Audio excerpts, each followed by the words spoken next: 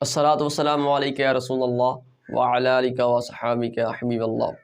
ناظرین، آج ہم ایک ایسی ہستی کے بارے میں سنیں گے کہ جن کا بچپن بھی لاجواب، جن کی جوانی بھی لاجواب، جن کی ہر گھڑی عشق مصطفیٰ میں گزرتی ہے۔ جی ہاں، میری مراد امام اہل سنت الشاہ امام احمد رضا خان رحمۃ اللہ تعالی علیہ ہے۔ آپ کا بچپن دیکھیں تو لاجواب۔ امام اہل سنت الشاہ امام احمد رضا خان رحمۃ اللہ تعالی علیہ نے 4 سال کی عمر کے اندر قرآن کریم ناظرہ مکمل کر لیا۔ یہ وہ عمر ہے کہ جس عمر میں بچے کھیل کود کے اندر مصروف ہوتے ہیں، بچوں کو ہوش نہیں ہوتا، لیکن 4 سال کی عمر میں امام اہل سنت نے قرآن کریم ناظرہ مکمل کر لیا۔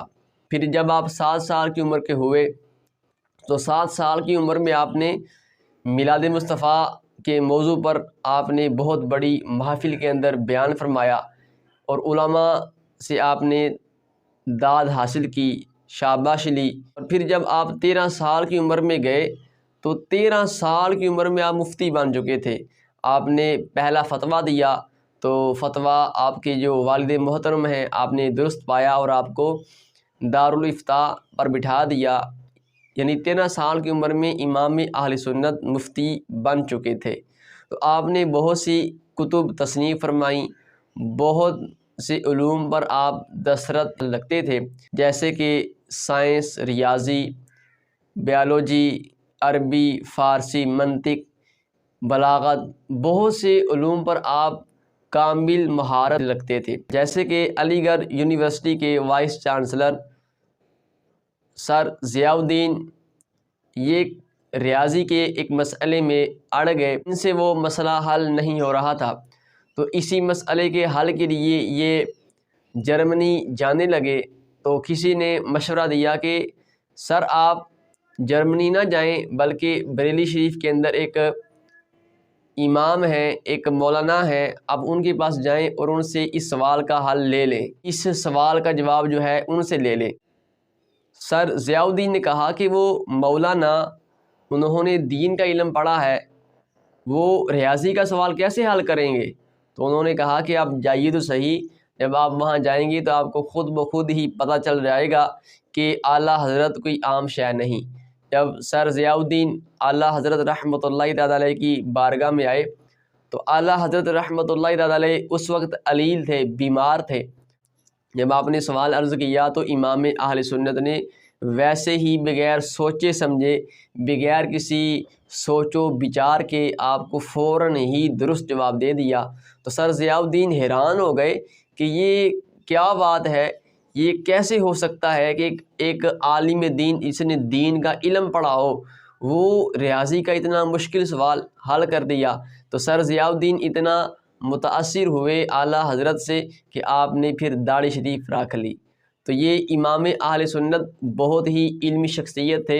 امام اہل سنت وہ شخصیت ہے کہ جنہوں نے 1 مہینے کے اندر قرآن کریم حفظ کر لیا۔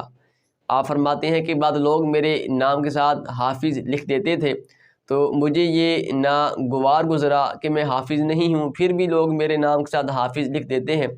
کتنے ذہین و فطین تھے کہ آپ نے 1 مہینے کے اندر قرآن کریم حفظ کر لیا۔ تو یہ ہیں امام اہل سنت الشاہ امام احمد رضا خان رحمۃ اللہ تعالی علیہ۔ اور آپ کو سرکار مدینہ صلی اللہ تعالی علیہ وآلہ وسلم نے اپنے دیدار سے بھی مشرف فرمایا ہے۔ آپ کو اپنی آنکھوں سے کریم آقا صلی اللہ تعالی علیہ وآلہ وسلم نے اپنا جلوہ نصیب فرمایا۔ امام اہل سنت الشاہ امام احمد رضا خان رحمۃ اللہ تعالی علیہ نے بہت سے حضور کی مدح ثنائی کے اندر کلام بھی فرمائے، اور آپ کے کلام ایسے ہیں کہ جن کا جواب نہیں۔ کہا جاتا ہے کہ امام کا کلام کلاموں کا امام ہے، یعنی امام اہل سنت نے وہ کلام لکھے کہ جو کلاموں کے بھی امام ہے۔ آپ نے ایک ایسی نعت لکھی کہ جو 4 زمانوں کے اندر تھی اور ربط بھی قائم تھا، ربط بھی نہیں ٹوٹتا۔ آپ نے وہ کلام فرمایا، اس کلام کا جو پہلا مصرع ہے وہ اس طرح ہے: لم یأتی نظیرک فی نظرین مثلے تو نہ شد پیدا جانا، جگراج کو تاج ترے سرسو ہے تجھ کو شہ دوسرا جانا۔ تو آپ نے بہت سے ایسے کلام لکھے کہ بندہ جب پڑھتا ہے تو وہ عشق مصطفیٰ کے اندر کھو جاتا ہے۔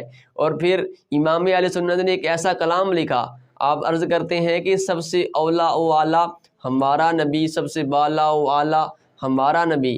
آگے جا کے عرض کرتے ہیں کہ ملک کونین میں انبیاء تاجدار، تاجداروں کا آقا ہمارا نبی۔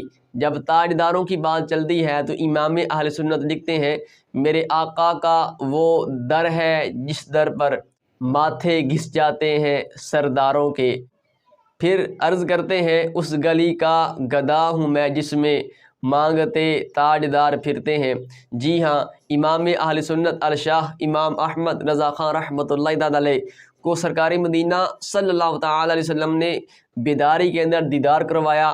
اس کا واقعہ کچھ یوں ہے کہ آپ دوسری بار حج پہ جاتے ہیں، اور دوسری بار جب حج میں گئے تو جب مدینہ شریف گئے اور مدینہ شریف میں جا کر آپ نے حضور کی بارگاہ میں پہلی رات دیدار کی طلب کے لیے ساری رات درود پاک پڑھتے رہے، لیکن قسمت نہ جاگی۔ دوسری رات پھر آپ اسی حسرت کو لیے دیدار کو طلب کرتے ہوئے درود پاک پڑھتے رہے، درود پاک پڑھتے رہے۔ پھر آپ نے ایک کلام لکھا، وہ سوئے لال ہزار پھرتے ہیں تیرے دن اے بہار پھرتے ہیں۔ پھر یہ کلام لکھتے جا رہے ہیں، اچانک دل میں خیال آیا کہ اے احمد رضا، تو نے یہ کیا چیز مانگ لی؟ اتنے بڑے بادشاہ آئے، ان کو دیدار نہیں ہوا، لیکن تم نے دیدار مانگ لیا۔